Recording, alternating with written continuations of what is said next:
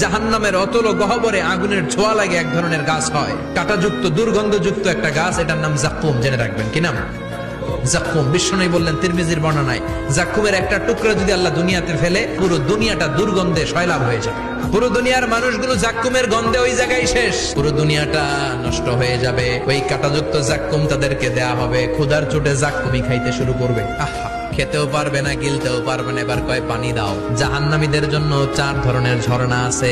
একটার নাম হলো হামিম, মানে ফুটন্ত গরম পানির ঝর্ণা। 2 নম্বরে হলো গসাক, মানে বমি। 3 নম্বরে হলো গিসলিন, দুর্গন্ধযুক্ত রক্ত আর পুষ। 4 নম্বরে হচ্ছে মোহল, পোড়া তেল। খা, দাউ দাউ করে এগুলো থেকে আগুন জ্বলবে, তৃষ্ণার চোটে এগুলোই খেতে চাইবে।